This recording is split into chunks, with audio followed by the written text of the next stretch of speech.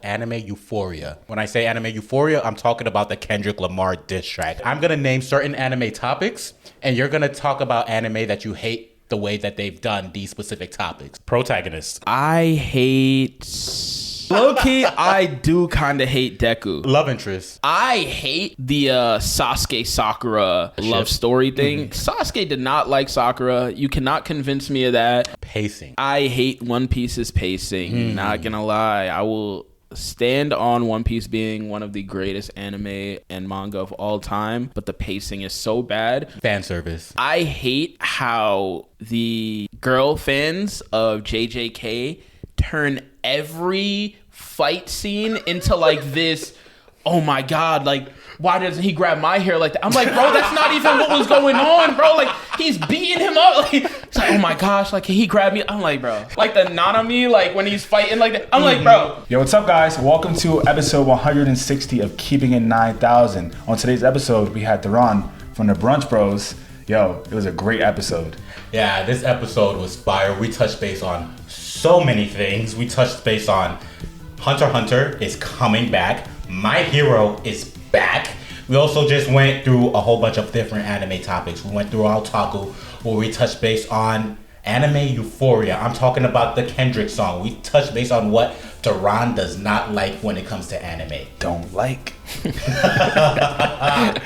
Yeah, and then from there we transitioned into anime versus. We posted a poll on Instagram for a couple of y'all to answer. A bunch of y'all showed up and threw your responses. Some of y'all were right, some of y'all were wrong, based off of our opinions. It was a good ass time, and we touched base on a lot of other things on this podcast. You know the vibes, man. It's Keeping It 9000. The episode is starting in 3, 2, 1.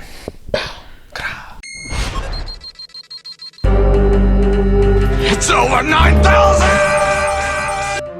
What is up? What is good, y'all? You know the vibes. It is Keeping It 9000, New York's anime podcast. Otaku with my Brotaku. Shonen with my Bronin.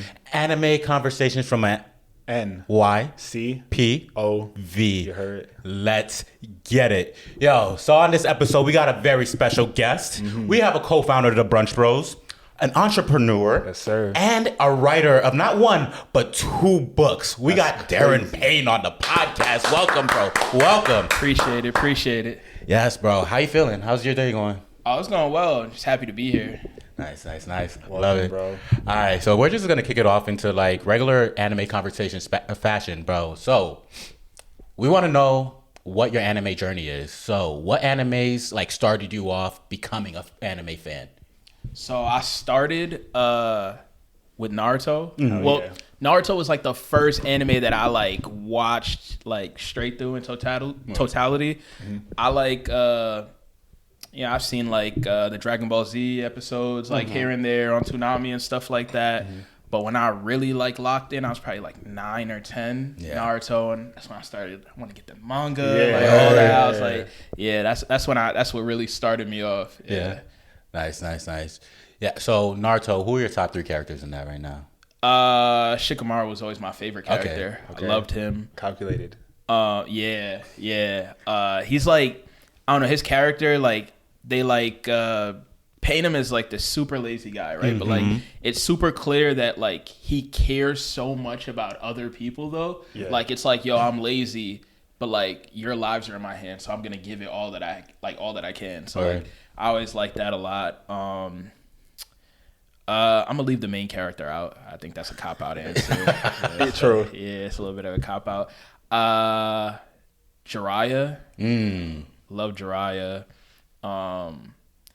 And then I think Itachi. Itachi is up there. Itachi. Because his character is like so dynamic. Yeah. Right? Like you like watch in the beginning, it's like, I hate him. He's so evil. Yeah. And then you like learn like everything that like comes with like what he had to do and how young he was when he had to make those decisions, all to save his brother. I was like, how can you not like Itachi? Find all that out. Honorable mention Kakashi. Okay. I have a question about Itachi. Do you think that it would have been better to show Itachi's backstory earlier in the story so the audience could be like, Sasuke, you don't understand why you're bugging so much? Or like, like when do you think they should have shown Itachi's backstory? Oh, that's a really good question. I think I think that's a really, really tough one because like the way that it happens now, it almost hits you like this is one of anime's greatest like plot twists, right? So I think like to keep that, it's like you got to keep it where it is. Right. I think if you show it earlier, it changes everything. You look at everything completely different, right? So yeah, I think I'd keep it where it was. That's fair. Yeah, that's facts. I feel like we kind of had to hate Itachi. You know what I mean? That's what made the heel turn so good. Yeah. It was like, yo, like fuck him. He is trash. Like he did what to his village, and then you're like, oh, he did it because he had to. Yeah. Yeah, nah, but he still did it. Nah, he definitely had a choice. He didn't have to. He didn't really have to do it. He could have went down with them. Yeah, but then also Kakashi. Sure. I have a gripe against Kakashi. Talk about it. So Kakashi was Minato's #1 hitter, his right-hand man. That was his Anbu personal bodyguard. Yeah. Bro let Naruto struggle in that house for 10 years, 11 years. Like, you know what? I blame the third Hokage. I think the third Hokage is the grimiest character because like his pops was the fourth Hokage. Yeah, literally goes, I'm about to sacrifice myself for the village. Yo, take care of my son. Yeah. You know what I'm saying? Like, like I'm doing a solid for everyone. About to give up my life. Bro was like, yeah, no worries. We got you. Bro's drinking sour milk, like just struggling, can't even get a bowl of ramen, bro. The ramen dude was just a nice guy, like, you got it. Like, like that's crazy. Now, when you think about it too, like a 6-year-old eating nothing but ramen every day, like his sodium levels were crazy, bro. Naruto definitely got hypertension. Like, this shit all the way messed up. LDLs are way too high, bro. Bro, I gotta see how much the third Hokage was paying Kakashi to not help out Naruto. He had to be giving him a check because there's no way. Bro was riding for the fourth Hokage heavy, bro.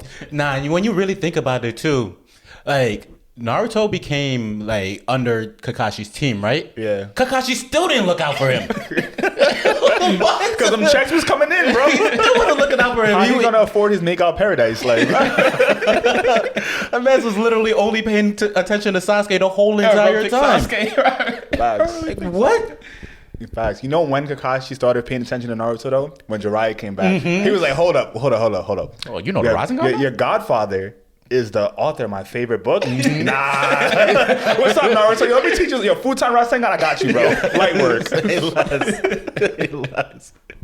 Yeah, so when it comes to anime too, what are your all-time faves? Like, okay. Ones that you'll defend to the end no matter what. All right, so everyone who like follows Brunch Bros knows I'm like our resident One Piece fan. Yes, sir. I will defend One Piece till the end. I think it's the greatest. I love it. Other all-time faves, Naruto's up there just because like it holds a place in my heart. Like first one. Yes, sir. Love Hunter x Hunter and Attack on Titan story. I think is probably the greatest story in anime. Like just every like how it was done, like so like well you done. You hear that, Nico? Closest, I think closest thing to perfection that you can get in like the like time that it was. Like obviously One Piece, I think the story is like amazing, but it's like drawn out a little bit different. Yeah.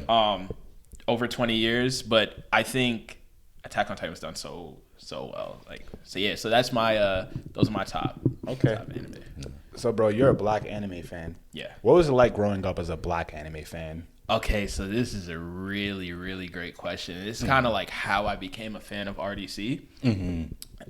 Growing up, being a black anime fan, like the anime kids were always like the weird ones, running around, arms behind the back, like all that shit. And it was like, I was an athlete growing up, so I was like on the basketball team. I was like part of that like coolish crowd, so it's like I couldn't be like, so I just kept it to myself. Like, damn, I was like, I ain't one of them. I be in the crib, I'm watching it, I love it, I got the manga, all that, and I just be in school like normal. And then I remember seeing a RDC video, and I was like, wait, like they're black, but like they're normal, and they like anime. I'm like, he's just like me for real. So that's when I was like, oh, this is dope. Yeah. Because it was like, he liked the same shit I like. He's talking about games, talking about anime, talking about basketball. Facts. And he say nigga. Like, I'm like, yo. Full alignment on that. Like, YouTube got a mirror on the screen. So yeah, that's what it was for me. And then like, it's so crazy to see the transition now and like how it's picked up in pop culture. It's now cool to like anime. Like, in pop culture, every like you got rappers now. It's like so many athletes that are like, I love anime. We just got followed by like this NFL player. Yeah. I was like, that's fire. I was like, that's wild. Like, you know what I mean? Like, it's just so crazy to see like the full 360, like how like people like it's normal now. Like it's cool now to like anime. If you don't watch anime, you're almost like not part of that cool crowd. Yeah, that's a fact, bro. I see that especially like in the younger generation, like my nephews, right? Yeah. Like it's funny because he's like I seen him bounce back and forth. Where like when he was younger, he's like, yeah, uncle, I fuck with anime. Yeah. And then he started like playing sports. He started getting with the cool kids. He's like, bro, I don't know if I watched the anime shit. I was dead like, bro, stop playing with me. You know you still watching that. Stay true. But now, now that he's hitting high school, it's different now, bro. Is back to repping it heavy because he's finding people on his teams who like the stuff. So it's not weird anymore, you know. So I'm glad that like the younger generation can kind of express themselves and show a love for the culture, but also find community. For sure. Like before, it was just me and Kev. Like, you know what I'm saying? Like, me and Kev in the lunchroom throwing up Naruto signs and shit. Like, Talking about who was the stronger character. Like, bro, you can't tell me Jiraiya can't beat Kakashi. facts. He definitely can't. No, 100%. No, I feel that though. Just because, especially like growing up, everybody looks at anime. I feel like it followed the same trajectory as comic books, you know? Yeah. Where like comic books for the longest time were known as like the nerdy thing, and all of a sudden Marvel movies came out and it just flipped things to the other direction. And anime is just like, as you said, we got rappers talking about it, Meg Thee Stallion, Lil Uzi, so many people. We got it in pop culture. We have it in fashion. We have it in everything. And so like now it's just like, yo, if you're not watching anime, like, what are you watching? Yeah. And especially with some of these stories being better than a lot of these current like live action shows. 100%. Son. Like I'd rather watch Vinland Saga over most of these live action shows that everybody's on right now. Yeah. Like I'll say it. What's that one with the zombies that pulled up on HBO? Last of Us? I'd rather watch Vinland Saga than Last of Us, bro. And I love Last of Us. Last of Us is fire. really good, but I'm watching Vinland Saga over Last of Us any day of the week. That's fair. Last of Us, I think, was amazing. Vinland Saga, I had such a great time watching that. Thorfinn's character development, probably one of the craziest characters. I remember starting season 2 after finishing season 1 and being so mad. I'm looking at him, like going through his journey. I'm like, you gonna let him talk to you like that? Bro, you used to take on armies. Like, bro, don't smack him, bro. Like, and so, and then seeing like that to like the end of season 2 is like the transition, and like he's like, oh, like it's crazy how his pops died at the beginning, right? And like he goes through his whole journey, basically going against everything that his pops wanted, and then now it comes like full circle, and he's like basically becoming like his pops. So I thought that was super dope. I'm about to start reading it. Start reading it. Nah, that's coming soon. What do you think about the season 2 Vinland Saga haters? I gotta know why they hate it, because I think it's fair for certain parts. It's very different, right? Because like season 1, very much like action based. You're like thrown into it, and it just is going crazy the entire time. Season 2, very different, a lot more docile, and you're like watching.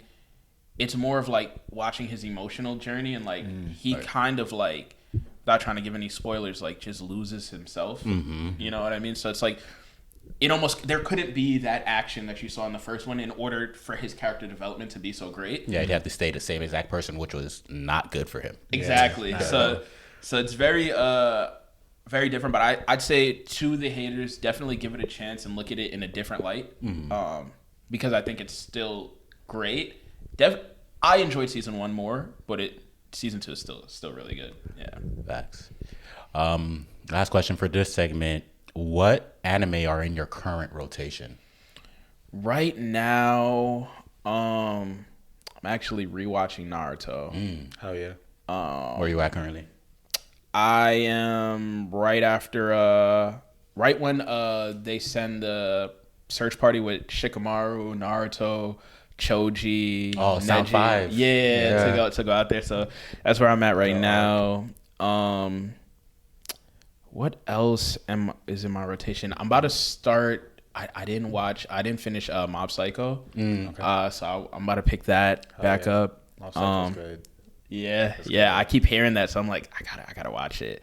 And I literally just finished the rewatch of Hunter x Hunter. A rewatch of Hunter x Hunter? Yes. Yeah, he's a hater. That's crazy. He's a Hunter x Hunter Rewatch is crazy. What's wrong with Hunter x Hunter? Bro, I was struggling to watch it. Really? I think my top 3 gripes of Hunter x Hunter. I mean, maybe it's just because I'm a Naruto fan. Is I felt like there was a lot of similarities between the shonens, but then you understand as you watch Hunter x Hunter how some of the tropes could have just been like rotated within the mix of everything. Yeah. So And Hunter x Hunter was created I first. had to stop hating Hunter x Hunter to understand that, right? But it was probably the similarity between everything.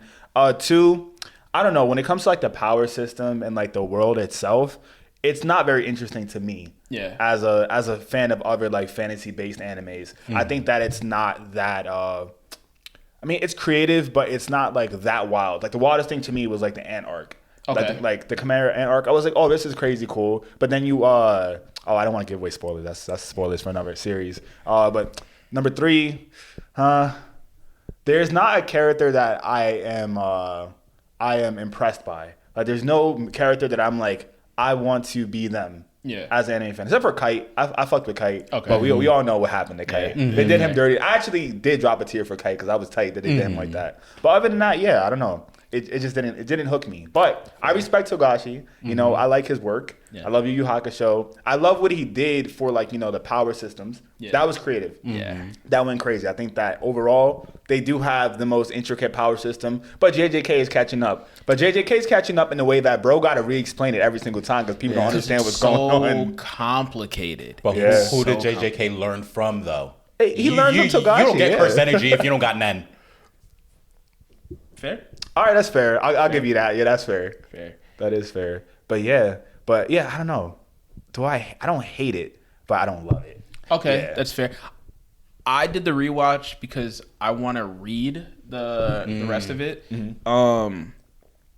So I'm kind of excited to see where that goes because there was like a lot of things that were alluded to your point that like I think would make it a little bit better for you, like the Dark Continent. Okay. I think that's like something that like you hear about it throughout the show and like you don't really get any of that in where we got up to, where it ended. So I think that's kind of why I did the rewatch. I'm ready to read and see. Maybe I'll hop on and read that too because I read I spoil myself all the time. I read like the last like 10 chapters of like what's actually going on, and I'm like, damn, this shit crazy. But again, bro not dropping. So Fair. It's like, Fair. What can I do? That's very fair. Speaking of this, that brings me to some anime news. So Hunter x Hunter is coming back. Togashi dropped, I think on Twitter, is actually saying, yo, I'm working on the manga again. What are our thoughts? I'm hyped. Yeah. I would love for him to finish this. I think like the story is incomplete, needs to be finished. Obviously it's one of my top anime, so like I think it's such a good story, and like you got to just see how it ends. You got to. So like I'm excited to see what he does there. I know he's a little sick, so I'm hoping he's good now. And I don't know if it's a little, bro. Like every time, pretty bad. It's crippling to draw. Yeah, I heard he was drawing on his back at one point. Like That's crazy. wild.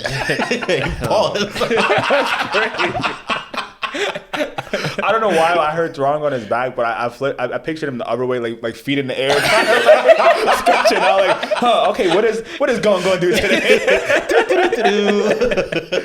No, that's a fact. I also think it's good for like it's really good for the fans in the community, right? I think that the Hunter x Hunter community is a very big community, and I think that because of the nature of it not being finished, they can have their 2 cents and this like in like I guess like the overall like this is better than this debate. Because like yes, if a Hunter x Hunter like true Hunter x Hunter fan steps to me, I'm gonna say Naruto's done though.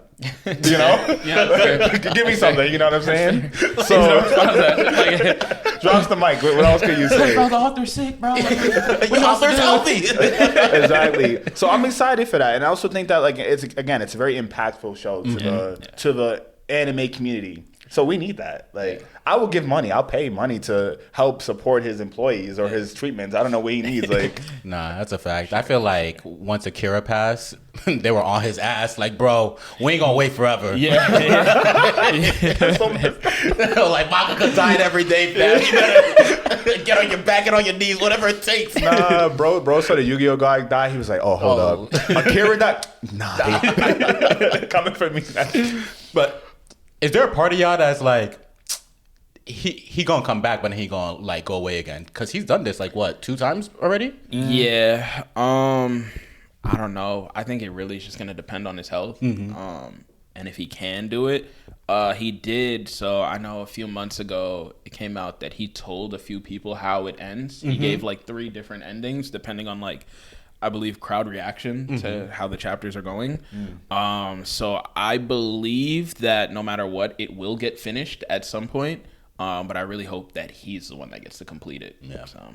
You know, that'd be hard if he hit the light novels for the other 2 that don't get published and give us alternate endings to Hunter x Hunter. Sick. That would be so crazy. Or like a Easter egg alternate ending. Like you have to read all 3 and then understand the true ending of Hunter x Hunter. That would go so crazy. That would be wild. That'd be interesting. Togashi, you hear this? Get your shit together, gang. Give the people what they want, Togashi. Yeah, and next on anime news, My Hero Academia is back, bro. Season 8 we're on now. Crazy. Bro, I feel like My Hero started when we were in like, were we still in high school or like freshmen in college, something like that? I think college. Yeah, I think it was college. Probably freshman. college time, yeah. Bro, season 8, it's been under a year. They still class 1A, but everything in a half has happened, bro. Right now we got Shigaraki going against Stars and Stripes. That's where we ended off in the last season, and now it's like culminating into this season, and we're seeing where things are moving. How y'all feeling about season 8 just being a thing? How we feeling about the end of it? How we feeling about this transition into this one? I think for me, I fell off a little bit because of how the story was going.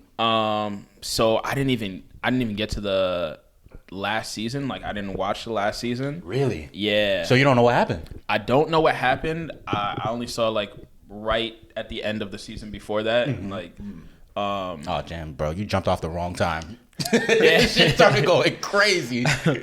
I did catch some of the spoilers. You know, you can't hide from those on TikTok. So I know a little bit about some of the stuff that happens. But in general, I feel like My Hero had so much potential to be one of the GOATs. I think it was just such a dope concept. Like a world where everyone has powers. Some of them are useless, but then there's this whole like Hero Academy, and like I thought there was so much potential there. I don't know. The author still has some time to make something happen, so we'll see. But I've been a little bit disappointed in where it went. Yeah. Damn. All right. We got a My Hero Academia hater in the midst. A little bit. Yeah. I can't say I'm a #1 fan, but I love the manga. I think that it's great to see it back, getting animated again. But I hope that I don't know. I'm scared for the production of this series, of this season, because there's only so many ways they can take it. How fast can they pace it? Because right now we're peak action in the manga, but you don't want to do like an Attack on Titan and then give us like part 45 of the same season 9. You know what I'm saying? Fair. So like, how fast can they pace it, or how slow can they pace it to make it a good adaptation? For the fans. That Attack on Titan thing, I think, was a money play though. Oh, 100%. Yeah. I think they 100% was just like, yo, we can milk this for as long as we can, like, and just try to drag all the money out of it that we can. I agree, because like Attack on Titan, right? You can arguably say that it got its come up, like starting where like way before the anime started, like anime culture started peaking in like the global fan base, right? But like season 3 was literally like I think like right when the Demon Slayers were dropping, so they were like, hold on, guys. So listen here, okay? You see this shit? These niggas made a movie. Let's milk this shit. Like, what are you talking about? Wit, you're gone. Exactly. Exactly. Wit probably got fired because of that. High key. Yeah, like it's crazy. Man, Attack on... But then, I don't know, did they do the best? And I don't know. I'm also an Attack on Titan hater. Really? Yeah. Okay, what are your gripes with the ending? My gripes on the ending, I like the ending. Okay. I think the ending was fine. I think my gripes are just like with the series as a series. Okay. I think that the storytelling of it was good, but I don't know if I, again, fell in love with many characters. I love Eren, though. Okay. I'm not a Jaegerist, but I love Eren, you know? Okay. I love Eren. I like the idea of like, you know, the Titans, and I don't can we spoil it now? It's over, right? Yeah. It's over. It's not that. Yeah, spoiler alert. Yeah. Like spoiler alert, like I love his story. I love the whole like old story of like how the Titans came to be and all that. I wish I saw a lot more of that in the beginning part, like first 3 seasons. Yeah. You know? That's kind of the point of the series, no? Like it's like you have all this information, but you're not given everything. And then as the story's progressing, you get more information about what happened in the past. Yeah. Like, it kind of be a disservice to give it to you from the beginning, no? I just felt like when it came time to do that, they like ripped the Band-Aid off way too hard. It was a little rushed. Like I was like, oh my God, chill. Like I get it. Like this is fire, but like shit, like it was way too much information. Yeah. And then I was like, where's the main plot again? You know? Okay. Like there has to be a way that people can pace it so that you can still have the main story going, and then you're not like, okay, like exhausted by the time the main story is back. Do you feel like this would be changed if you had some like OVAs? Yeah, I think so. I think that would fix it for you. OVAs, light novels, like other peripheral kind of like storytelling elements that help aid the story while the main story is going. Okay. Like I don't know if y'all know My Hero, they have a Vigilantes second manga. And so that's kind of like showing like the vigilante side that aren't official heroes and give me more insight into My Hero universe to understand why like, you know, like Endeavor is Endeavor and why he's policing so hard, this, that, and the third. Like they give more insight to the universe without taking away from the main story. Fair. I would love more of that. That's fair. Yeah. I think there's a lot to pick apart with the story. So yeah, I guess having some additional information could definitely help. I think so. I read it first, right? Because it came out like a couple years before the anime finished. Yeah. And I remember people being so displeased in the manga community about the ending. Oh, the mic a little closer. Okay, I got you. Yeah. I noticed like a lot of people were like displeased to the point that at Anime NYC, the author did an apology before he came because he was getting so many like death threats and everything. Like he apologized, and I was like, "That's crazy," because he gave us like one of the best manga of all time. He should have doubled down. Yeah, I was like, "Yeah, I would have doubled down." I'd have been like, "What? You know what? Apologize to these nuts." That's crazy. And I didn't think the ending was that bad at the time. And then when I watched the anime, I think it was done even better because of the voice acting. I think the voice acting helped sell. I think people didn't resonate that was Eren. Yeah. And I think in the actual anime, the voice actor did a great job of like, I was just this dumb kid that was handed this power. Yeah. Like, I was dumb the entire show. What did you think I was going to do? You know what I mean? Like, I didn't have a good answer. My answer was like, I want to save my friends. So, like, this is what I'm going to do. True. I don't know what else to do. Like, that's a fact. You gave a dumb kid all the power in the world. Yeah. Like, he's going to make dumb kid decisions. Just because he has that power doesn't mean he's, like, responsible enough to know how to use it. Yeah, wipe 80% of the population. It's fine. Like, that's cool. Lou and I made a video at Anime NYC, the last Anime NYC. I got so much hate for this comment. Yeah. It's like the most viral video I've been a part of, right? I said my anime hot take was that Zeke was right. And I got ripped to shreds for that one. I'll still stand on that. Do you double down? Like, I'll still stand on it. I still stand on it. Zeke was right. Because if you think, like, all right, out of the options given, Eren or Zeke, I go with Zeke because, like, he's not killing 80% of the population. Break down Zeke's option. Okay, so Zeke's option was a euthanization plan. So it was essentially, we're going to stop the Eldians from reproducing. Yeah. we're not gonna kill anyone. Everybody gets to live out the rest of their life. They just can't have kids. Which people are spay and neuter all day. Yeah, it's a little messed up. It is messed up, right? This power theoretically also should never have existed. True. So like, also it's just like, what do you do? This is just what I think is the best out of the options at hand. They still exist. They still have the power to defend themselves. And then after they're done with their lives, like the power is gone and the world can kind of get back to a balance. So I thought like he had the best answer. And obviously I feel like there's a bit of bias always. Like everyone loves the main character. Yeah. So it's like main character bias. Like, oh my gosh, Eren, yes, stick with him. But like he was a dumb kid that killed innocent people, right? Like there were, and they did such a crazy job of like clipping to like the craziest people that like the baby. Oh yeah, and then like the mom, like the pregnant lady. They show you her before she has the baby, and you see her passing her baby up, and she falls to her death. And I'm like, or the kid's getting stepped on. Yeah, he's like apologizing and crying, and he just it's just like wow, yeah. That's a fact. I got a question for Jaquel. What's up? You ready? Yeah. Gambare. Get the gun. Oh yeah, All right, we got a question for you, Derron. All right. We want you to name, since you're a big One Piece fan, right? We want you to name your top 5 devil fruits.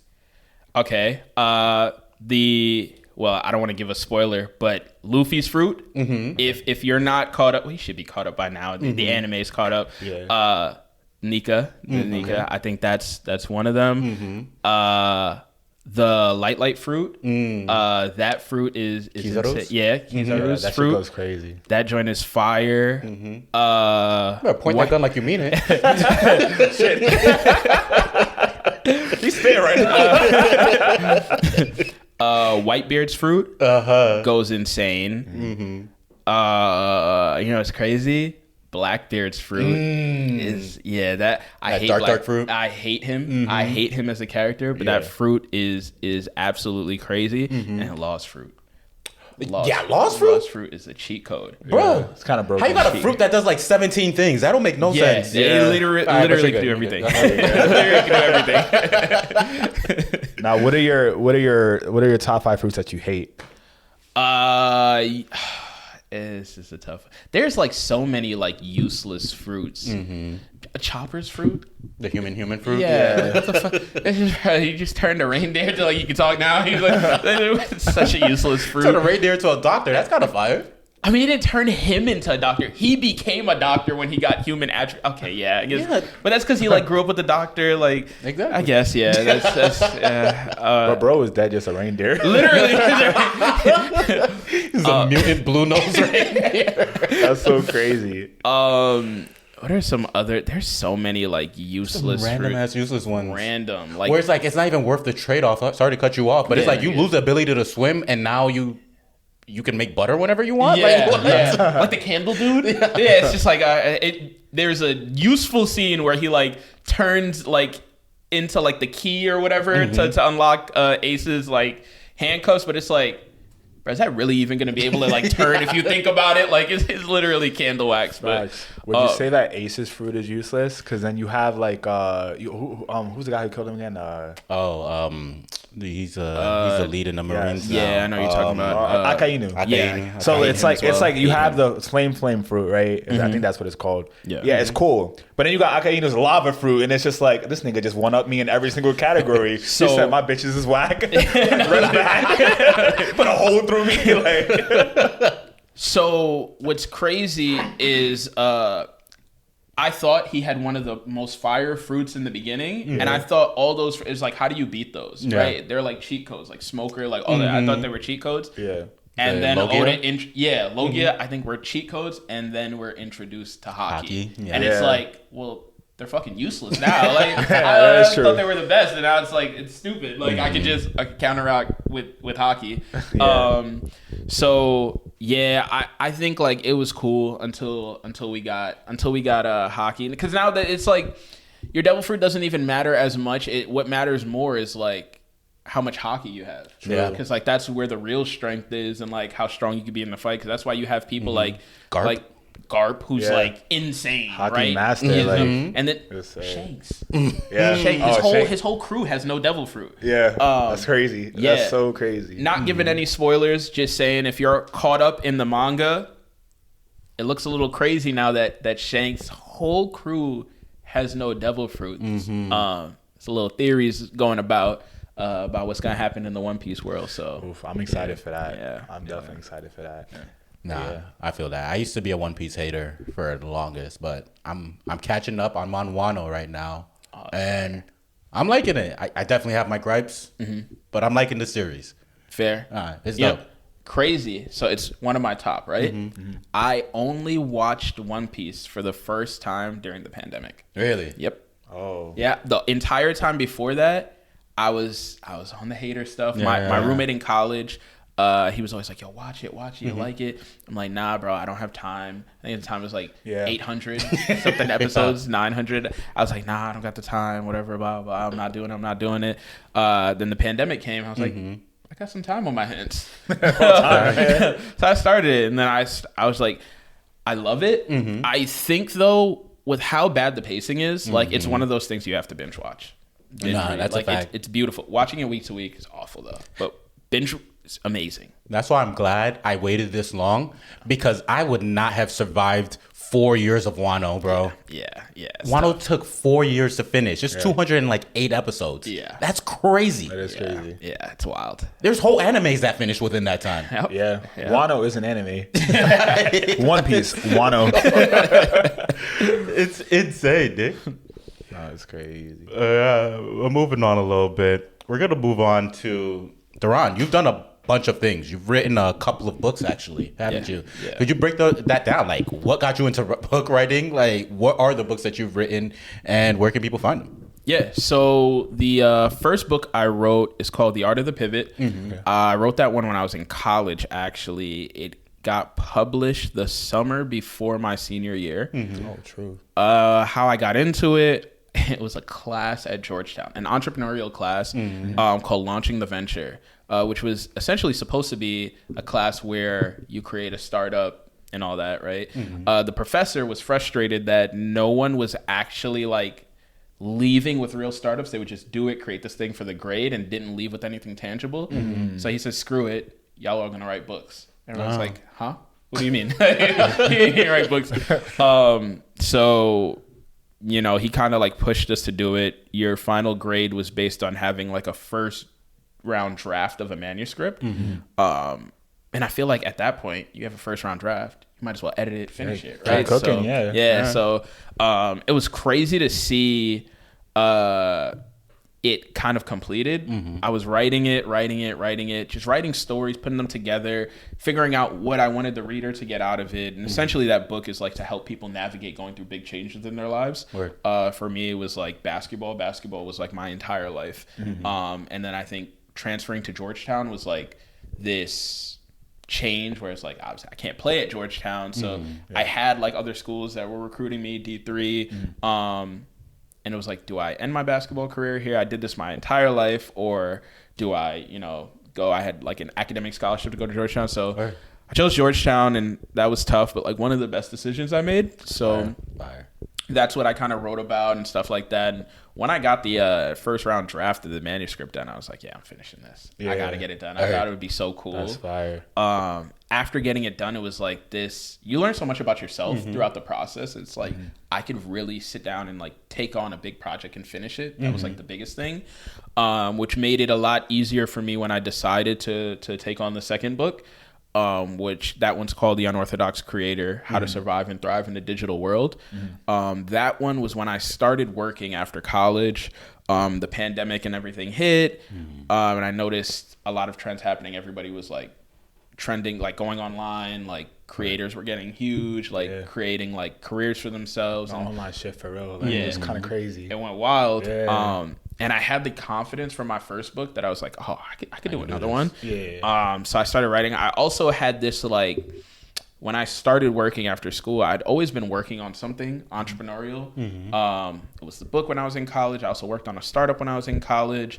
I've always been like dabbling in like different things, and I started working. It was just working for a little bit, and I was like, this is not for me. I can't just like, I need to be working on something. Like I need to be working towards something. This is so like something for yourself. I always loved entrepreneurship. I was like, this is what I'm gonna do. So I was like, I felt unhappy. I was like, I gotta change something. I didn't know what. I was like, you know what? I'm gonna start writing this book. Immediately fixed everything. I felt good again. I was like, okay, this is good. So started writing that. That one came out 2022 in May, I believe. Yeah. And that one, so that one was just like inspired by the pandemic and like people getting online. And you can find all these books anywhere online. You can find books. So Amazon's a big one. The second book actually was cool. It was a #1 best-selling new release in a couple categories on Amazon for a little bit. Dope. That's fire, dude. So that was dope. So, but you could find all of them on Amazon, any other Barnes and Nobles online, like all of them, you could find them. Yeah. When you're going through the process of writing a book, like especially if you're doing it independently, or were you doing it independently? So the first one being that we were in class, you had like a community, which made it easier. That helped. And then the professor, he sort of created like this program for people who want to write books. So I kind of always had access to this community through this program if I wanted to. Writing my second book, I wasn't as reliant on the community as I was the first time because I felt a lot more confident in myself. But it was always useful to like be able to like go in and like talk to someone else who's like doing it too. Kind of like how you guys are video creators and like we could all connect and like talk and like stuff like that. It just makes it so much easier when you're going through anything like that to like have other people who are doing the same thing.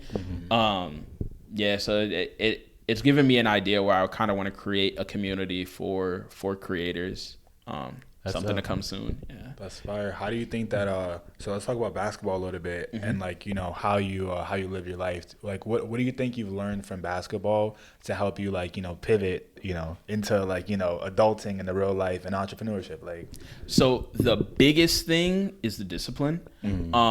As an athlete, basketball player growing up, there were things that I did that I knew I wouldn't see the results for a very long time. And I think that's something that helps me today. I can create a bunch of videos and go on for not that many views. Oh, this one goes viral. Oh, this next one might, and you're able to like withstand it because if you continuously put in the work, the results will come. You just have to stay diligent with it. So that discipline is something that will always stay with me from basketball. And I think the other thing is teamwork is so helpful. So helpful, especially like being a content creator group now. Like it's so much easier to get to your goals when you're working with other people, as you guys probably know, you guys are doing it. It's so much easier. I've worked on a lot of things by myself, but also worked on stuff with people in communities. That's one thing I get from basketball too. That's I love and I think is like super useful. And the last thing is like competitive. I'm super competitive. I hate losing. So like I always want to be the best at whatever I'm doing. I'll always go the hardest. I'm trying to outwork everyone. So those are things. I feel that, especially the last thing, like competitiveness too. Teamwork, of course, but competitiveness is like, I used to play baseball and I've always been like athletic in some way, right? And I feel like I don't like being number two. Like there's always space for number one, number two, number three. Don't get me wrong. But in the moment while you're balling, you don't think I'm balling to be number two. No. You're like, we're not creating an anime podcast to be the number two anime podcast. We're creating the anime podcast to change whatever the space is and be number one, but also carry future number ones. There's be other anime creators. That's fine. But we all balling, gang. Like you know what I'm saying? Like I feel that shit is different. So I feel like like that's like it's kind of like some people I feel like when I speak to, especially like artists too, who also do similar things, they don't have the same drive or motivation. They go, I just made it. People, they can watch it. You can find it. No, nigga. We don't make people watch this. We don't produce the best thing. No, 100%. You brought up being a part of a content creator group. the Brunch Bros. Yeah. You can find them everywhere at Brunch X Bros. Look them up because they're doing some fire things. Well, we had Lou on the podcast before, and he touched a little bit about the Brunch Bros, but we want to hear about like your perspective from it. So first question I got for you about it is, what can people expect from a Brunch Bros experience? So from a Brunch Bros experience, you can expect an amazing fun time. Yeah.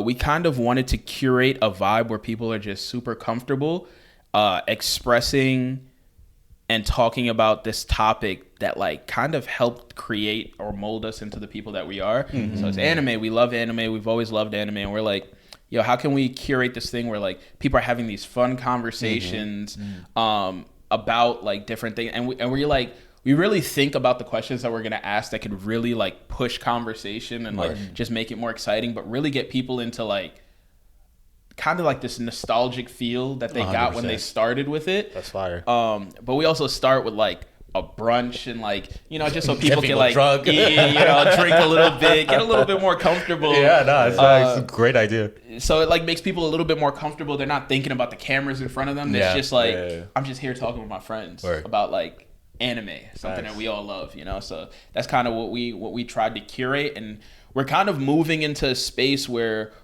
we're trying to like push the envelope and try different creative things. We recently did a Tinder in real life anime edition. Saw that. That was fire, dude. It's just the idea came from, you know, watching other YouTubers do Tinder in real life, but we're like, yo, we love anime. We can connect this to anime. All anime pickup lines, right? So that was like super dope and super fun. What was your favorite pickup line from there? My favorite pickup line. Okay, I had to. You know it's gonna be crazy. The funniest, I think, is probably Sam's because like he went up to one of our friends, Isabel, and just like said, just so straightforward. You can call me All Might because I'm trying to Detroit smash, and just stares at her, just like crazy, just like so wild. She's like, no. Hey, sir, that is assault. All Might's embers just went away. Bro skinny, All Might walking away. Bring the boy. So you're gonna try to get an all for one?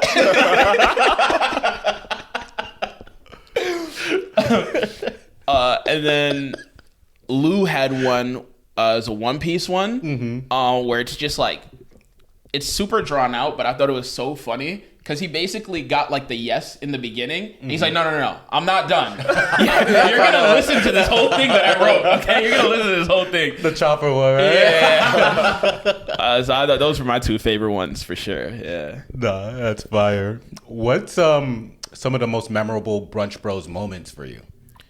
Ooh, some of the most memorable ones. Okay, so obviously the first one was super dope. I think just because it was like, yo, we did this. Like because we the idea kind of came up. It was the four of us. We actually went to a brunch together. We were just having brunch and we're just talking about ideas and like eating, and we're like, yo, we're in New York City. Like we could really get something going. Facts. And we talked about this, and we're just like, you know, brainstorming. We just walked around after, because we enjoyed the brunch, but we're talking about these ideas and it's going so well. We end up walking to like a bookstore where conversation's still going. We went to another bar just to keep it going. And we're like, yo, we could really do something here. And then fast forward, it's probably like a month or a few weeks later, we do our first one. And you know, we get the videos, we do the brunch, it was great. We get the videos, we have all this content after, and I'm sitting there after, and I'm just like, well, we really did this. People came out, people had a great time. This was dope. So that was really big and really dope. And I think after that was probably seeing, after we posted the clips and stuff, the second event, when we were leading up to it, we had so many people reach out to us that wanted to be a part of it. That's fire. But to see like 20 people show up was like insane. We were like, wow. Yeah, you can say whatever you want on social media, but actually getting people into a room, that's a completely different thing. Yeah. That's fire. So that was probably like really dope. And we had so much like dope moments like coming after it, like, you know, getting to collab with you guys, like getting to collab with If the Shoe Fits. Like, shout out to them boys. We're gonna be hosting a boat party at like DreamCon. That's like super dope. Like just like a bunch of cool stuff happening. Big creators like following and like interacting. Vader actually commented on one of our videos. That was super dope. There's like a bunch of like little stuff. It's like, wow, we're really doing this. That's a dope thing about content creation too, because you go through so many highs and lows, there's times where it's just like one little thing, it'll just like brighten up your day. Oh yeah. Like I remember randomly, I was just scrolling through our thing and keeping it 9,000, our Instagram feed, and I was like, wait, who followed us? And it was a comedian that's been like, he's pretty well known. He just had a Netflix special drop, Brian Simpson. Oh, that's fire. He followed us, and then every once in a while he'll comment on our stuff or even like participate in the polls. And I'm just like, bro, that's fire as fuck. Like we literally are sitting in my room in an undisclosed location talking about anime. And we got people who are like on Netflix following us. Yeah. So that's kind of, so one of the things that I wrote about in the second book when talking about the digital world is kind of crazy with content creation, how it took away the gatekeeper. Yes.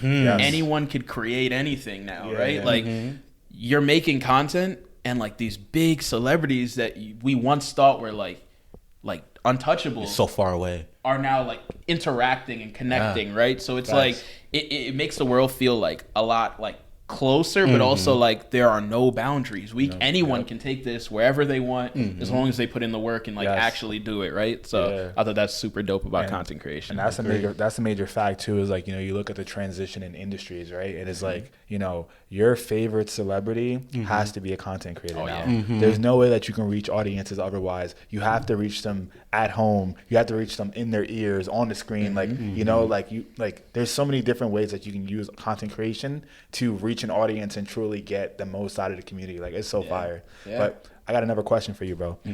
All right, bro. So you love One Piece. Brunch Bros. Who on the Brunch Bros is which member of the Straw Hats? Ooh, this is a really tough one. I'm Luffy. You know what's funny? If I had to pick someone that was Luffy, for only certain qualities, I'm going Sam. Sam just like always says like the craziest stuff sometimes, where it's just like, it's just super like, all right, it's like we watch One Piece. We know how Luffy. It's might be an insult. Sorry, Sam.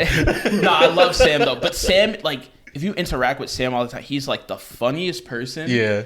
And it's just like Sam. He's just like, he's also like the most like loyal. Like, so it's like, but it's hilarious because like, all right, we're filming a short film right now, right? And we have a script, and we're reading the script. There's a part of the script where it says everyone laughs, right? And then he has a line before it says everyone's laugh, and then he has another line. So we're doing it. He says the line, everyone laughs, so we laugh. And then he's supposed to do the other line. He goes, wait, it says everyone laughs, and we're just like, we just laughed. That's a Luffy ass moment. But also, like, it's so crazy because like Luffy is just like super reliable, right? And like whenever the Straw Hats need him, like he just like appears and like takes out like the Straw Hats. It's like, we'll need something, we don't know how. Sam is probably the most resourceful person I've ever met. Right. Like that board that we create, we had like this idea, we were like creating something to try to make the board. It was like flimsy. We're like, Sam's like, hold on. Comes back like a few days later and sends us a video. He's just like Mr. Woodshop, like creating this like entire board. Oh, that's hard. Bro, the carpenter like, too? No, I was just like, how? Like, and it was just like, all right, like we got, and then we brought it over to Mike's place. We painted it and everything. So like, fire. That's super dope. Who would I compare the rest? Who's Nami? You got Usopp, Zoro's, Choppers, Frankie's, Brooks. Zoro. Nah, we don't really got any Zoros. Lou's definitely like probably our most knowledgeable when it comes to like camera stuff. We went to like film school and stuff. So maybe he's like a Robin or a Frankie. Mike is like our resident, like, knows everybody loves him kind of guy. Yeah. It's almost like you want to call him like a chopper, but like this man knows everybody, right? Like everybody has like a great experience with him. And then me. Oh, also Mike loves to cook, so you could also like put him as like a Sanji without like the cringe like nosebleeds all the time. He loves cooking, so and then I don't know who I'd be. You got Brooke. You got the boat. the Sunny. Sunny. You could kind of throw Jinbei in there. Ooh, Jinbei is also like probably like one of the more reliable characters, right? I don't know. I'd probably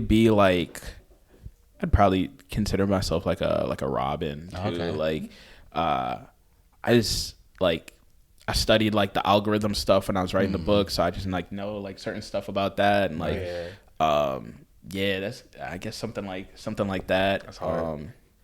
The like I guess business sort of side is like where I think I excel. So Fire. And lastly, relating to the Brunch Bros, let the people know where they can find y'all and what y'all have coming next. You brought up the boat party, but what else do you guys have coming up next? So you can find Brunch Bros on every platform at Brunch X Bros. What do we have coming up next? So we're working on a short film right now. That is going to be really, really dope. Don't want to divulge too much of it just yet. It's all good. What's it related to? Can you say that? Give the people a little taste. So it's related to One Piece fans. So that's gonna be really cool. I think the story is really dope. And I don't know if we want to divulge what we're doing it for just yet, but it is a contest, so we'll see. We don't know when exactly we're gonna post it, if we're gonna just drop it strictly for the contest and then post it on YouTube after, or if we're gonna post it on YouTube first then. But the people will get to see it on YouTube at some point. Let's go. But we're working really hard on that. We're very excited about it. We had one of our shoots already for it. Nice. We're having another shoot for it May 11th. Not sure when the podcast's coming out, but we need extras. This will come out before then. So. Okay, so if you're in the New York City area and you want to be part of our short film, just hit us on IG or anywhere, and we'll do our best to get you that information and get you there. Yeah. Let's go. Facts. Nah, I'm gonna pull up. I think on the 11th, right? Yeah. We'd love to have you there. Love to have you there. It's a really cool scene, so I think it'd be dope. I love that, bro. I love people taking different formats and experimenting with them. Especially with like anime and culture. There's so much that you can do that people just they're not trying yet, or they're not giving themselves a chance to try it. For sure. That's fire, man. I can't wait to see that, bro. Appreciate it, bro. Yes, sir. Yes, sir. And moving on a little bit, what we're going to do right now is a game called Anime Euphoria. This, when I say Anime Euphoria, I'm talking about the Kendrick Lamar diss track. We all know Kendrick versus Drake has been going crazy. Kendrick dropped Euphoria, and then Drake came back, and then Kendrick just came back again with another one an hour later or something like that. It's going wild right now, but for this time, we're going to just focus on Euphoria and what Kendrick said on that. When he said, I hate the way you talk, I hate the way you say nigga, I hate X, Y, and Z. We're going to talk about the things with anime that Derron hates. So when it comes up to it, I'm going to name certain anime topics, and you're going to talk about anime that you hate the way that they've done these specific topics. You ready? Yep. All right, we're going to go with animation. Okay, this is going to be a little bit of a hot take, because and incorporate I hate into there. I hate the fact that MAPPA overworked the workers and that they weren't able to finish the animation with the fight of Sukuna versus Maharaga. There were a few mistakes. It looks so great, but the fact that they said they weren't happy because they weren't able to finish it, it's like, I want to know what that would look like if really they did it. Like, they got to finish it. They got the time. Oh, facts. Nice. Protagonist. I hate. Who do I hate? Protagonist. I hate. We talking Low key. Low key. I do kind of hate Deku. Yeah. I feel like the author, the way how he went about it, like, Deku is just this woe is me kind of guy that, like, it's just like, bro, like, then he gets like the craziest quirk powers and he's still so sad all the time. It's just like, bro, like what's up, bro? Like, what's up, bro? Like, So how can we make your life better, gang? yeah. You got All Might, like, that's who you're about to, like, and he's like the Superman of the world, and you're just like, I don't know, I kind of suck, bro. Like, you know. I mean, every time he used his powers in the beginning, his limbs were blowing That's off. true. Bro was breaking every bone in his body trying to be All Might. Yeah. Fair. Love interest. Oh, I hate the Sasuke Sakura love story thing. Bullshit. Like, Sasuke did not like Sakura. You cannot convince me of that. Bro ignored her the entire time. Facts. Bro was like, yo, you're annoying. You're annoying. She was like, oh my God, Naruto sucks. He doesn't even have parents. Like, bro's telling that to Sasuke. Like, bro, my parents got killed, bro. Like, what are you doing? Like, then he comes back. Now he marries her, has a kid, and then he disappears. Bro is the biggest deadbeat. Like, just like, I gotta atone for my sin. He does not like her. He does not want to be around his wife. He probably did that because he was like, wait, I'm gonna let you feel how it is to be a single mom. Because I didn't have parents. Naruto didn't have parents. Best believe Sarada won't have a dad. At least. That's whack. He told Sakura, yo, any enemy comes through, you better die first too. She needs to get that internal Mangekyo Sharingan. That's a fucking fact. Anime openings. Anime openings.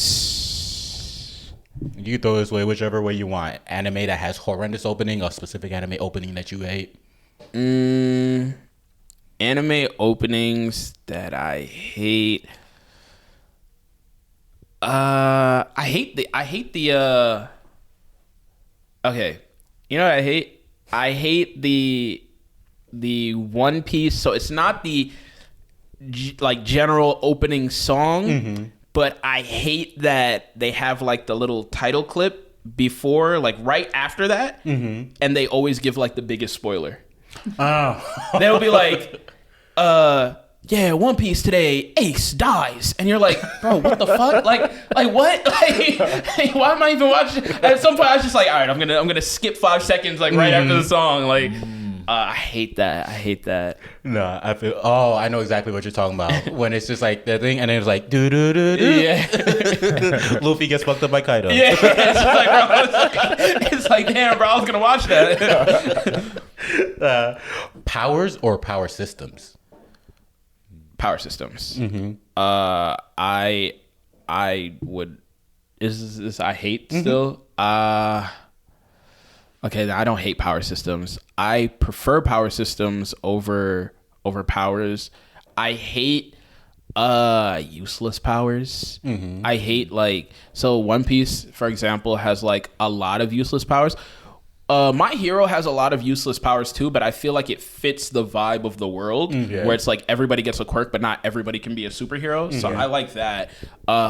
I don't like a lot of the like useless devil fruit powers in like One Piece. It's like the wax guy we're talking about, like useless. Like there's just like a bunch of like really like useless ones, like Chopper's fruit, useless. I was useless, but It's like, why'd you eat the fruit, bro? yeah. So that's what I'll say. Pacing. Ooh. Yeah, I hate One Piece's pacing. Not gonna lie, stand on One Piece being one of the greatest anime and manga of all time, but the pacing is so bad. Much like a lot of like older shonen, so I could say like older shonen in general, the pacing is really bad. Yeah, it's painful. Yeah, it's painfully bad. Yeah, they just like drag it on. I remember like Naruto, like fights going on for like 10 episodes, bro. It's like, all right, bro, we get it. We get it. Fourth Grade Ninja War was like 100+ episodes. Yeah. For 2 days. Yeah, it's wild. For 2 days. Wild. For 2 days. Yeah, old school shonen is just like crazy with that. And then you look at like the transition where you got like the fight, everything happening, JJK, Demon Slayer, so fast. It's like right now, I get it. And it's like, I love that. Yeah. It's like, I love that. I don't got time. I don't got time for like 100 hours of like one fight. Yeah. Fan service. That's our last one. Ooh, I hate the... It's weird. It's really, really weird. I hate how the girl fans of JJK turn every fight scene into like this, oh my God, like, why doesn't he grab my hair like that? I'm like, bro, that's not even what was going on, bro. Like, he's beating him up. Like, it's like, oh my gosh, like, can he grab me? I'm like, bro. Like, that wasn't supposed to be fan service. It's literally not. It's literally not, bro. Like, the Nanami, like, when he's fighting like that. I'm like, bro, oh my God. I saw, like, all these videos, and some of my friends, like, they're making, like, these, like, videos of themselves with that. I'm like, all right, guys. Like, that's not what's going on here. But like, you know what's crazy though is like, I saw this TikTok and it was like the side by side of like, you know, like scenes that women go crazy over versus like how they're drawn in the manga. I'm not gonna lie, the way Mamba be animating JJK, they be doing this on purpose, bro. Because in the manga it don't be that crazy. But yo, Nanami, he gained like 20 pounds for that scene, bro. Like that was kind of crazy, bro. Straight up veins, bro. yeah, no, they're watching the social media. They're listening to they're listening to the fans. Like Toji was not that. Toji was lean versus Gojo in the manga. Toji was a whole monster. When he fought Gojo, 2% body fat, no waist. It's crazy. About that Toji versus Gojo, I don't know if everyone caught this, right? Okay. But did you catch Gojo's PTSD after? What do you mean? So after the fight, when he resurrects, comes back or whatever, he doesn't not use infinity ever. So he never steps on the ground after that. I don't know if you realize the scene after, like the ants walking under his feet. And I was just like, the PTSD was crazy because like Toji said, he was like, how did you even like find me? He's like, oh, normal human tracking. Like I followed your footsteps. Yeah. So he never stood on the ground ever again. Oh, shit.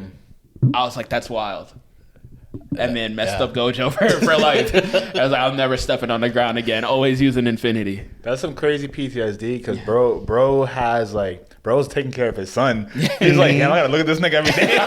Just remember the horrors that his dad did to me. Like he's like, yo, Megumi, pass me a butter knife. Bro's like, okay, cool. Actually, no. Hold that shit. You got it. Or he's just like, I like to see you try, little nigga. I'll teach you about what happened to your dad. I mean, but that's basically what he did his whole time. He was just like, yo, remember that time I killed your like every single time, bro. That's wild. Funny thing about that fight too, hidden Easter egg is kind of like this is one thing I just want to get your opinion. I don't know. Do you think that Toji put a curse on Megumi when he thought about him before he died? A little theory over there. Yeah, because I'm thinking that this can help Megumi out in the future, you know. But I feel like because that was the last thing he thought about was, oh, I have a son, and he about to have a hard life. But can he do that? Because he has zero cursed energy, right? It's JJK. You never know. Maybe he has 1% cursed energy. No, he has zero. That's what the completely that's zero? what the heavenly restriction does. I think it's a little bit of a stretch. It's crazy though how much of a deadbeat dad this dude is. dude literally goes to try to kill some dude. Dude kills him instead, and he's like, "Yo, I got a son. Do with that what you will." That's just like final words. Like, yeah, I got a son. Okay. You know. If you're mad or anything, I don't know how you're feeling about this thing, you know. It's like, all right, I guess I'll raise him. That when he met his son, only thing he said to him was, "What's your last name?" Fushiguro. Bad. Say that. Yeah, I think that's a really interesting theory. That would be cool. That would be super dope. I think a little bit unlikely, yeah, because he has 0% cursed energy. Yeah. I don't know. That show though, it has like a lot of like moving parts. Too many. I got a question for you. What's up? What do you think of the author writing something in and then completely going away with it? The whole like government part. You read the manga, right? Yes, yeah. The whole government part that he like wrote in, and I was like, oh, this is gonna be a big part of the story, and he's just like, forget about it. I think that it was like it was one of those moves, right, where I feel like Gege thought that he was going to be able to cook deeper on what his series is. But I don't know, the way the manga is going right now, he's in love way too much with his own work that he forgot about the actual story that he wrote out. Like, I don't even know if we're going to get what's that plan called again, where they're trying to make everything into one, like that one monster thing. I know you're talking about the the merger, yeah, like all that stuff. Like, bro, forgot about that. Let's be real. It's like I mean, I don't want to spoil too much, but we know it's this person versus everybody else at this point. We getting it. Yeah, but I don't know that government thing and them selling out everybody to do that. I don't. It was just like weird because it was like so he weird. brought it up, and then I was like, wait, okay, like. Or maybe we just get it as a flashback next season. Imagine that would be insane. That would be insane. But I think, Gege, I love you, but you got some inconsistencies with your storytelling. Yeah, a little bit. Like, but hey, man, when you got the pen, I know what I want. When you got that Gege pen, bro, I don't know. I got some beef with Gege too. Ooh, really? Talk about it. So it's a manga exclusive thing. So I'm not gonna spoil it for the anime watchers. But there is a character that he kills in the manga, and it very much feels like it came out of nowhere because the page before, the last page of the before chapter is like, first of all, it's like one of the greatest fights in like manga history. For sure. And I'm like, yo, this is like these weeks I was like reading back and forth. I'm like, yo, this is super dope. Breaking all the rules. It's going crazy. And then it's like this character won, and I'm like, okay, that's how it ends. Starts the chapter, he gets off-screened.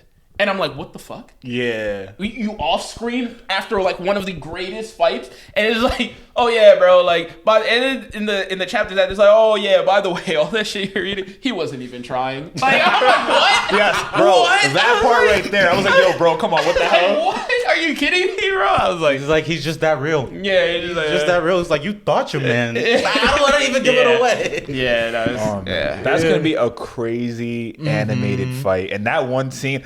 How do you think they'll do? Do you think they'll end the episode and then start the episode? Oh, bro, that's gonna people are gonna be so mad. End the episode and then start the movie.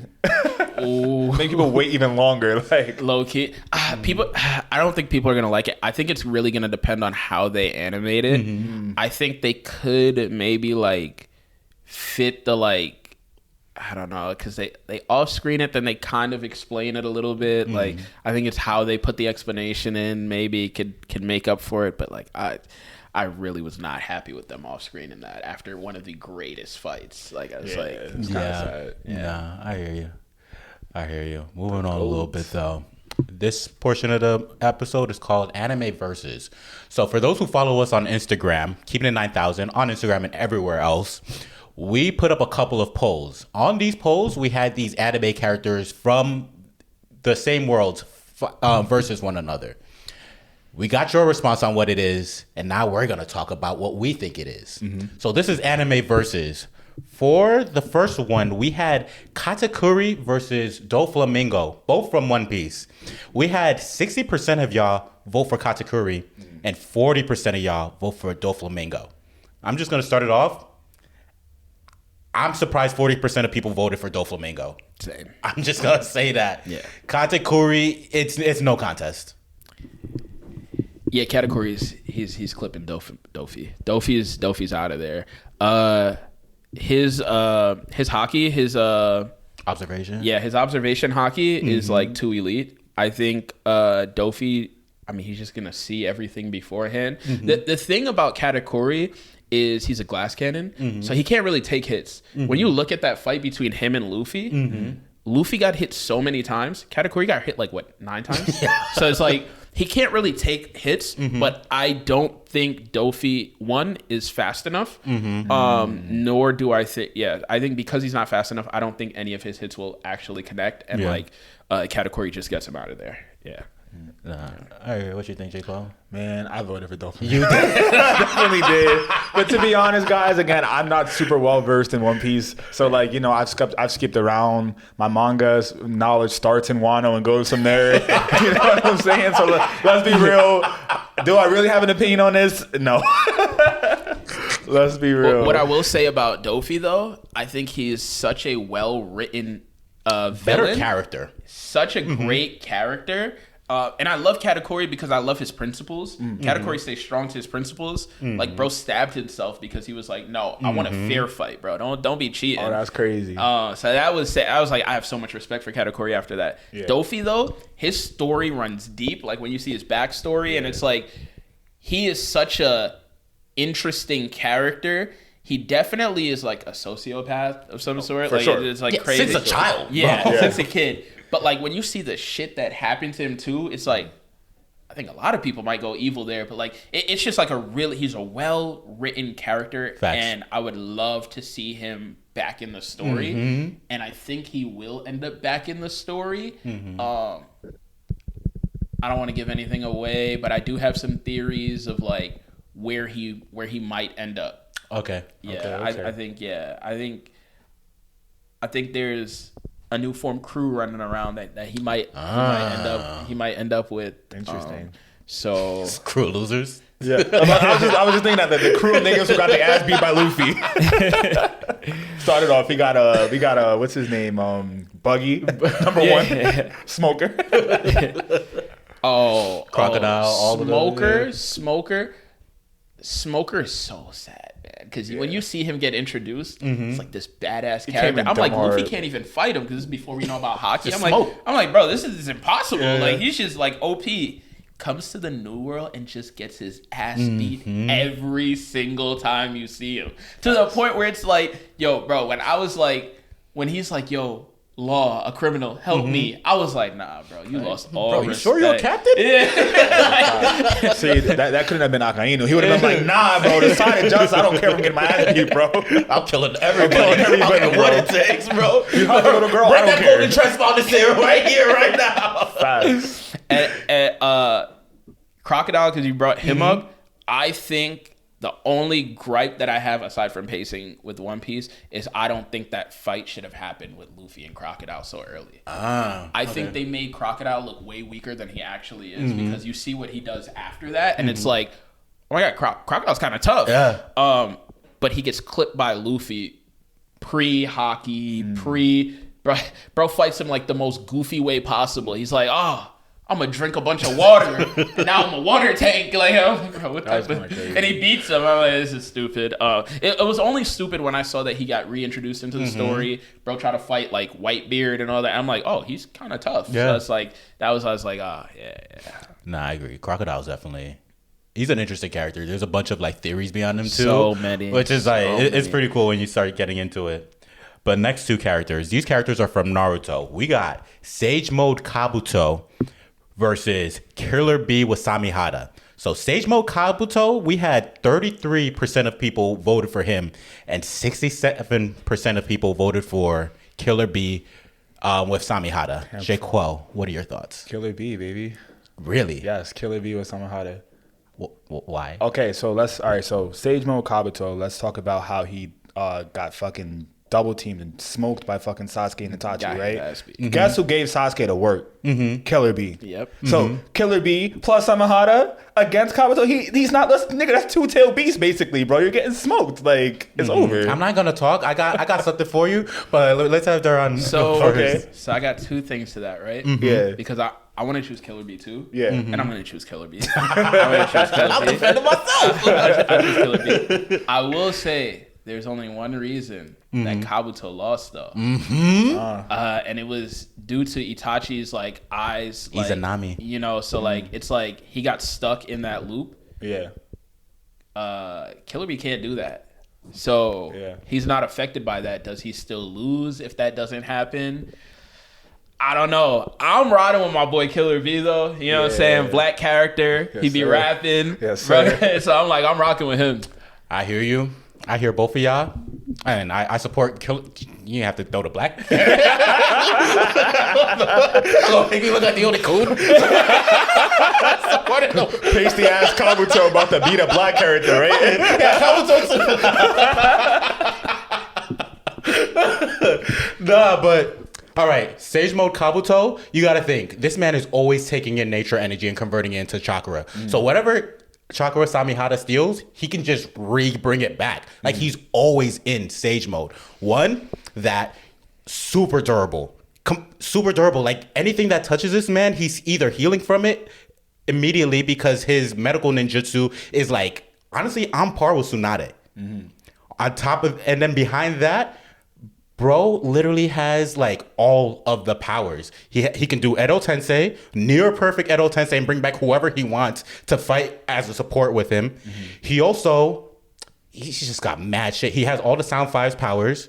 So that means he has all of Kimimura's bone shit. He has all of the like Spider Guy's shit. He also has all of the other anybody that got bit on the neck by Orochimaru, he got their powers. He has Karin's powers. He has Jogo's powers. That's why he can control like nature energy. That, and he has, as Derron brought up, the only reason why Itachi and Sasuke won, they were getting their asses beat until Itachi used Izanami. Beat until he used Izanami. So Killer Bee don't got that. Killer Bee has literally no genjutsu that he could use against him. You know who does have a crazy genjutsu? Kabuto. He has like an auditory one where I think he just makes a sound and he traps whoever he wants into a crazy like genjutsu. Honestly, Killer Bee don't got it. Like Kabuto has way too many things in his arsenal for Killer Bee to have an answer to. Interesting. You know what? I'm gonna just leave it at this, and this is just for the Naruto fan base community. We never seen Killer Bee really get the fair one against anybody because niggas always getting jumped by somebody. Bro got jumped by Sasuke and his friends. He got jumped by Momoshiki and all of them too. Bro really never, but he didn't die. Killer Bee was also doing some jumping. Him and A versus Kisame. Hey man, Kisame's an op. He chose to wear that red and black cloak, bro. That's his fault, bro. He shouldn't have thrown that on. You feel me? Now if he was from the Lightning Village, different story. Bruh, I'm telling you, like, really look into it. Sage Mode Kabuto, he's broken. He was plotted. Yeah, like, Kishimoto had to, like, make him a good person again and send him off to that orphanage. Because if he didn't, bro, I think they could have won the 4th Great Ninja War if it was, like... Oh, you're stretching it now. If it was Madara, Obito, and Sage Mode Kabuto... I don't know. I think that's there. It would have been... It's a bit of a stretch only because... He did lose to Itachi and Sasuke. Izanami, bro. Like if you don't got Izanami, if Itachi didn't have Izanami, him and Sasuke would not be standing no more. Kabuto would have been wearing Sasuke's skin if Itachi didn't have Izanami. Plot armor, he was always gonna be at the end. Sasuke was always gonna make it. Facts. But if we're talking about like their set skills, I mean, that's fair. That's fair. I mean, he's a broken character. Kabuto's a broken character for sure. For sure, he was broken. My thing too, Kabuto wasn't a perfect snake sage. I'll drop that too. He wasn't a perfect snake sage. Why? Nigga looked like a snake. To be a perfect sage, you can't have any attributes. Even Naruto is still not a perfect sage. Naruto is probably the closest thing to a perfect sage. Yeah. Because he only had the lines on his shit. Everybody else had some type of attributes. That's true. Honestly, Kabuto don't need to be perfect, bro. He could do literally anything he wants.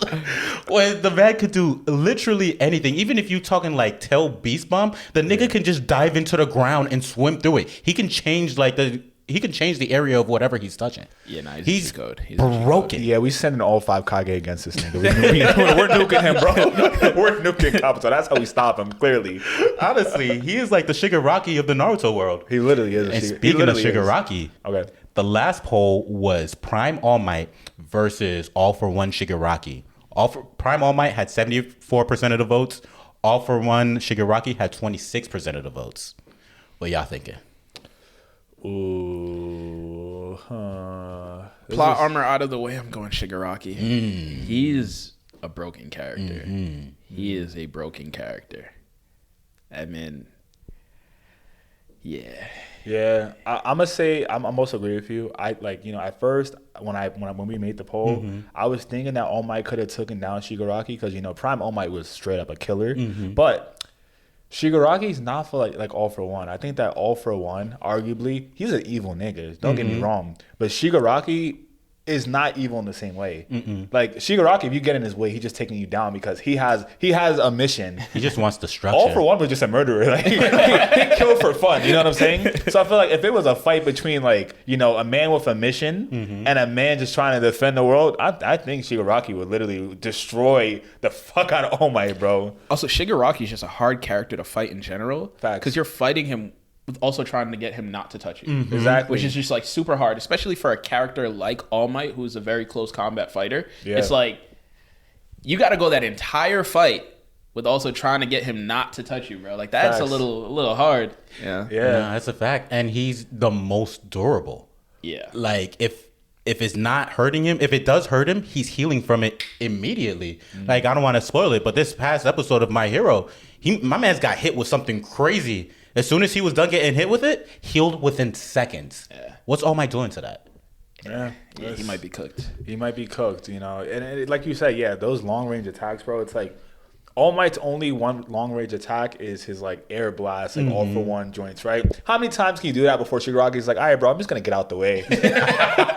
You know what I'm saying? Like, because Shigi got those black and red rods. He can just hit him with that. You know what I'm saying?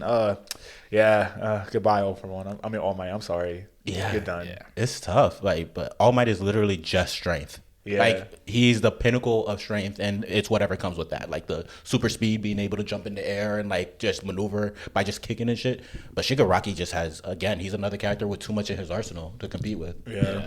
Yeah. It's fair. But he was manufactured that way too, though. Facts. Niggas said, "What's the perfect body we can give you? We're gonna give you All Might's body." Basically, they said, "All right, we're gonna go through like mad people, make these no moves, figure out how to get All Might's body. Then we're gonna give it to Shigaraki." So in order to beat All Might, they had to create All Might. That's kind of fucked. Fair. Nah, Shiggy's crazy, and just being able to dust people, and at this point too, he don't even gotta touch you. If your feet are on the ground and he touches the ground, you're done. Yeah, that's kind of crazy. That's wild. What do you think of the author basically in like the most bullshit ways writing out some of the characters to make the main villain and the main hero stand out more because he created like OP side characters?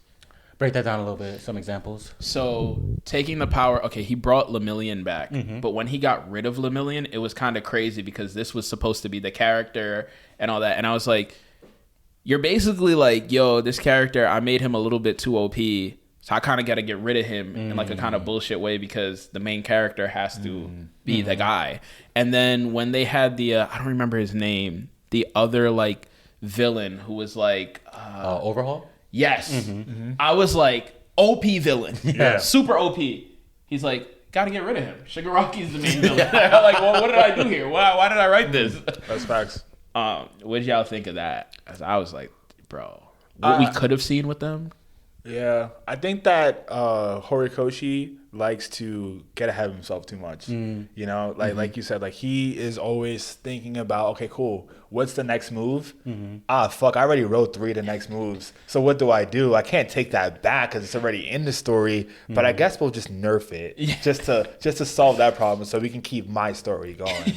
He's like a nigga who be making promises and then just don't be coming through with his promises. Don't worry about it, baby. I'm breaking up with my girl. We gonna get married one day. Facts. Like, babe, I got you. I'm gonna put you in the G-Wagon. Now shorty in the Toyota Corolla. Do shorty in the G-Wagon, though. I'm done.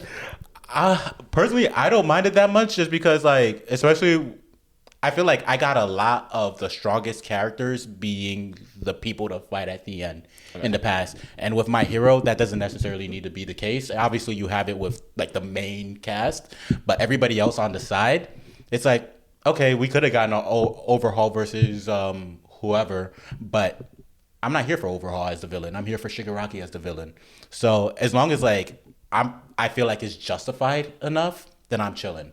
Like this guy was using Ares' DNA to create those bullets. He got it used against himself. There's something poetic about that. So I'm not too mad at it. It's fair. You know what I mean? Fair. Yeah. And I think that's the episode. Close us out, Jay. Thanks for being on there. Yo, No problem. You guys know the vibes, man. It is Keeping It 9,000, New York City's favorite anime podcast. If you guys are not subscribed right now, please subscribe to our YouTube because the boys just hit 1,000 subscribers on YouTube. Sir. Let's fucking go. Congratulations, man.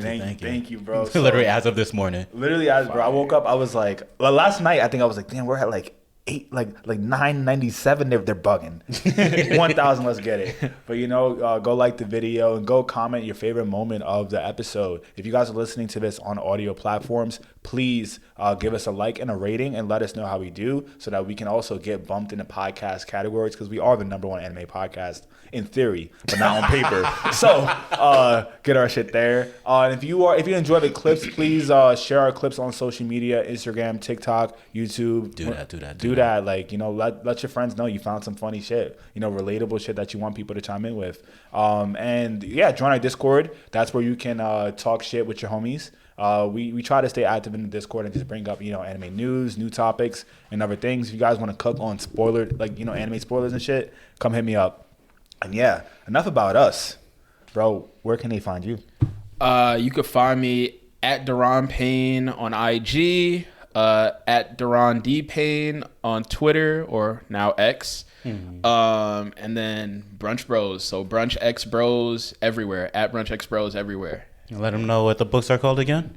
And then we got The Art of the Pivot, which is my first book. And then we got The Unorthodox Creator, How to Survive and Thrive in the Digital World. Everywhere you can find books, but Amazon for sure. Yes, sir. Yo, Derron, my boy, thank you for coming on, bro. Appreciate y'all for having me, bro. Appreciate y'all, man. Thank you for keeping it 9,000 with us, because the vibes. We're always going to keep it 9,000 with you, and you, and you, and you. And we'll catch you guys on the next episode. Peace. Yes, sir. It's over 9,000!